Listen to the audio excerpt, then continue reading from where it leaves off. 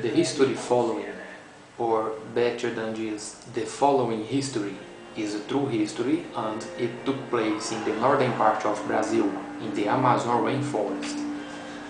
Dave Boyer and Crystal Wednesday had a frightening adventure that they will never forget. A 2 hour hike in the Amazon rainforest became a 6 day test of survival and sanity. Hiking along a path through the rainforest, Dave Boyer and Crystal Wednesday were enchanted. Bats hung upside down from branches and parrots screeched from the trees. Green frogs darted after spiders that looked like tiny monsters. The two American college seniors were staying at the Amazon Youth Hostel, a remote group of wooden cabins at the head of Brazil's Rio Camarão Grande.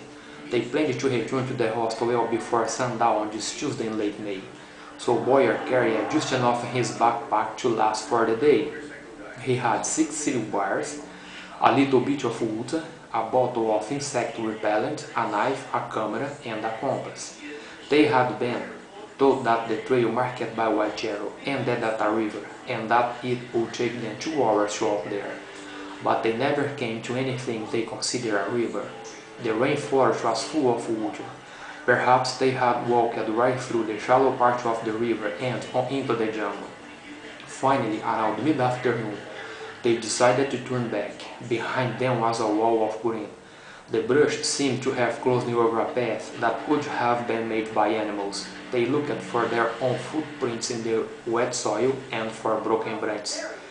They saw nothing. No familiar landmarks, not a single white arrow. Boyer figured they had taken a northwesterly course, so they headed southeast. But to walk a straight line through the trees was impossible. Wednesday shouted for help, only to be answered by a call from unseen birds. "We have to be realistic," she said. "We may have to spend the night out here." They made a place to sleep out of palm fronds. Everything changed with darkness. A cloud of red mosquitoes descended, stinging right through their shirts. They heard the sounds of animals moving about. At first light on Wednesday, they woke at east. They were confident they would be at the hostel for breakfast. At noon, there was still no river inside and their drinking water was gone. They were becoming dehydrated. They found a dry place on which to spend a night or two. To protect against the mosquitoes, they covered their faces, hands, and feet with mud, but once the mud dried on their skin, the insects got right through. Day 3, Thursday, they split a cereal bar and collected string of water to drink.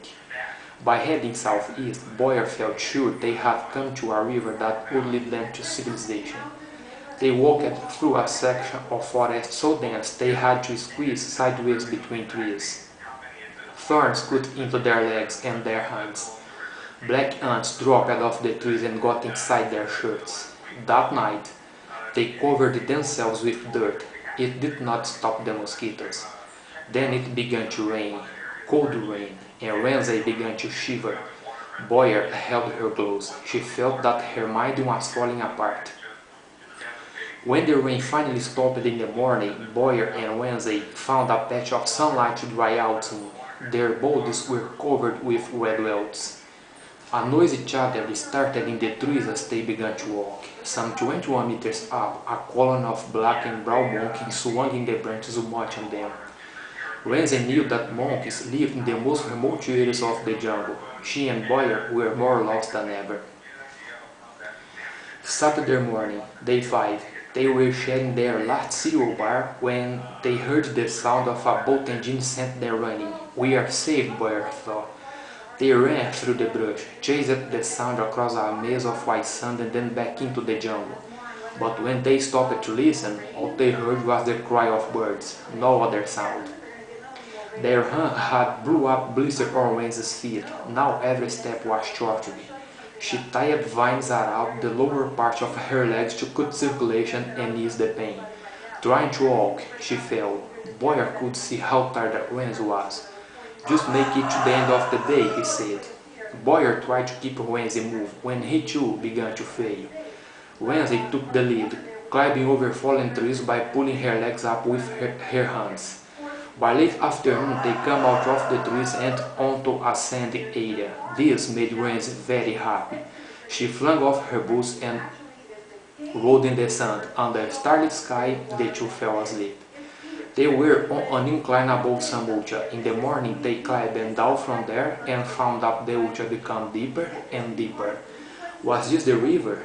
Just after 5 that afternoon, Renzi shouted, "There is people!" 2 men slowly paddled toward them in canoes. They took the 2 Americans aboard. At a village an hour and a half away, Yuma brought them bread rolls, fruit juices, and dry clothes. The Yuma cut thorns from their flesh and treated their wounds. That night, Boyer and Renzi slept soundly.